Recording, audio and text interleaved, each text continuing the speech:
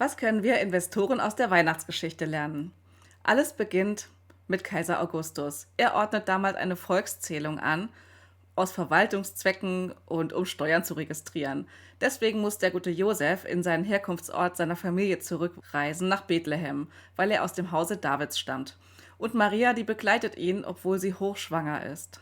Ja, lernen können wir daraus, dass wir den Markt einfach nicht kontrollieren können. Es gibt Zinsschocks, es gibt politische Ereignisse oder auch Wirtschaftseinbrüche, die uns oft zu Entscheidungen zwingen, die wir vielleicht gar nicht so geplant hatten. Die Frage ist auch nicht, ob es angenehm ist, sondern wie man rational mit Druck auch umgehen kann und dass wir einfach den Markt nicht kontrollieren können, sondern nur unsere Reaktion darauf. Also begeben Sie sich auf den Weg, auf den langen Weg nach Bethlehem, und der ist ganz schön steinig. Und der hat einige Hindernisse zu überwinden und die Strecke ist auch relativ lang. Maria steht dabei schon kurz vor der Geburt, aber die beiden ziehen es durch. Und so wie auch der Weg lang und voller Unsicherheiten ist, können wir daraus mitnehmen, dass Investieren selten bequem ist. Denn langfristige Ziele erfordern halt auch Durchhaltevermögen und oft auch Entscheidungen unter Unsicherheit. Und was wir auch daraus mitnehmen können: Wer nur handelt, wenn alles perfekt ist, der handelt nie. Und als sie dann schließlich in Bethlehem ankommen und eine Unterkunft völlig erschöpft aufsuchen wollen, dann ist aber alles überfüllt und sie finden einfach keine Herberge zum Schlafen. Denn niemand hat Platz für eine hochschwangere Frau. Die Situation, die ist echt ernüchternd, aber die Realität ist halt nun mal nicht fair. Am Ende bleibt dann halt einfach nur ein Stall übrig. Was wir daraus mitnehmen können, ist, dass die Chancen auch oft an unerwarteten Orten entstehen. Denn Renditechancen liegen nicht in glänzenden Herbergen, sondern auch in Ställen. Das heißt in Firmen, die scheinbar unscheinbar sind, wenig Aufmerksamkeit bekommen und auch erst später strahlen können. Denn viele der besten Investments, die wirken anfangs unscheinbar oder unattraktiv. Amazon zum Beispiel, die haben in einer Garage angefangen, Bücher zu verkaufen. Und was wir auch noch mitnehmen können, dass Knappheit auch zu Kreativität führt. Und oft zu unerwarteten Renditen, wenn Unternehmen erkennen, oh, es herrscht eine Knappheit eines Produkts und wir schaffen dafür eine Lösung. Als sie sich dann in dem Stall eingefunden und eingerichtet haben, da bringt Maria dann schließlich Jesus zur Welt. Mit keinem Prunk drumherum, kein Publikum dabei, kein Königshof anwesend und nichts deutet darauf hin, dass dieses Ereignis die ganze Geschichte auch verändern wird. Die Krippe ist nur ein Futtertrog, wo das kleine Baby drin liegt, und trotzdem entsteht hier etwas, das später auch weltweit Bedeutung erlangen wird. Auch hieraus können wir mitnehmen, dass die größten Ereignisse oft erst im Kleinen beginnen. Denn die größten Durchbrüche, die sind oft auch leise und unscheinbar, wie Amazon in der Garage mit Büchern begonnen hat. Aber auch Nvidia galt lange als Nerd-Nischenchip-Firma für Gamer. Und Dividendenkönige, die jetzt schon seit 50 Jahren zahlen, haben auch mal irgendwann die erste Dividende gezahlt. Und echte Gamechanger, die beginnen oftmals in der Stille, und wer nur nach Glanz sucht, der übersieht das Fundament. Bis dahin wusste noch niemand, wer dieses Baby war und dass es dieses Baby überhaupt gibt. Und erst die Engel, die haben die Hirten darauf hingewiesen, dass sich etwas Großes ereignet hat, und die Hirten haben sich dann auf den Weg gemacht.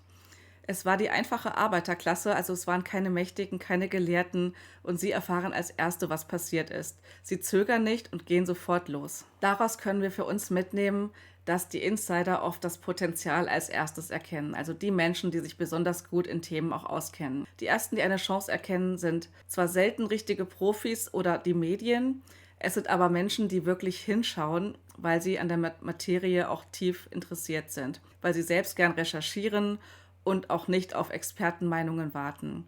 Die Insiderphase ist in dem Fall noch die lukrativste Phase. Dann gelangen die Hirten zu dem Stall und sind ganz erstaunt: hey, da ist ein Baby geboren worden. Sie sehen die kleine Familie und das Baby im Futterkrug. Das ist keine große Szene, sie machen keine Feier, aber sie erkennen halt, hier entsteht gerade was Bedeutendes. Sie verbreiten die Nachricht dann weiter, aber am Anfang noch ohne weitere Wirkung. Aber es entsteht die erste stille Bestätigung. Dieser Teil der Geschichte, der verdeutlicht, dass wir auch Chancen finden für Longtime-Investments, die aber noch kein Hype sind. Also die man ruhig betrachtet, die noch nicht bei der großen Masse gehypt werden. Und wenn die Story stimmt und das Fundament auch stimmt, dann braucht es dazu keine Schlagzeilen. Und Fundament schlägt einfach Aufmerksamkeit. Nachdem die Hirten wieder ihres Weges gehen und ihre Schafe hüten, dann erscheint plötzlich ein großer Stern am Himmel. Ein Signal, was nicht zu übersehen ist. Und dann kommen die Weisen aus dem Morgenland, sie erkennen diesen Stern und sehen darin ein großes Zeichen mit Bedeutung. Sie machen sich auf den Weg nach Bethlehem. Dieser aufleuchtende Stern kann für uns Aktionäre als Signal verstanden werden, denn der Markt sendet auch deutliche Signale: steigende Margen, stabile Cashflows bei Unternehmen, Marktanteilsgewinne, Insiderkäufe, technologische Vorteile.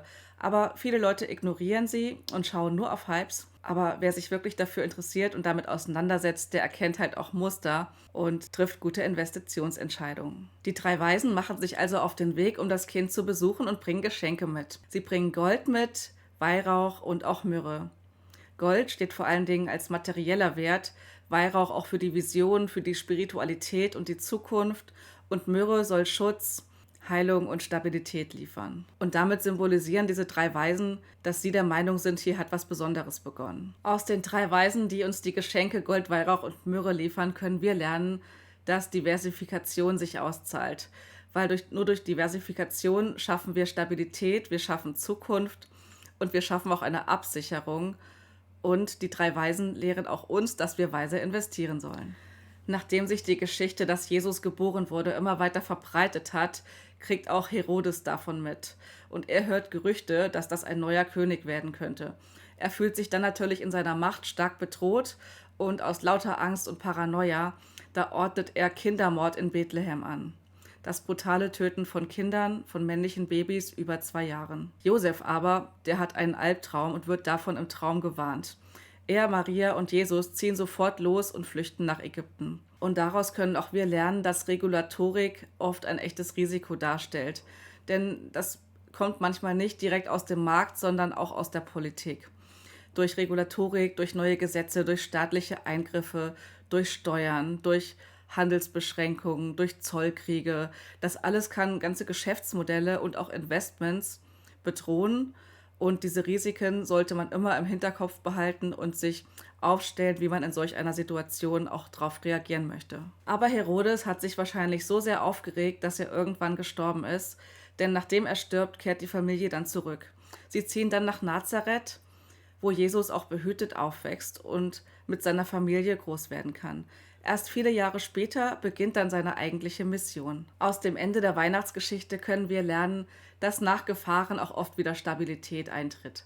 Also nach Krisen kommt die Stabilität zurück, wenn die Crashs, die politischen Turbulenzen und die Panikphasen irgendwann beendet sind, der Bärenmarkt vorbei ist.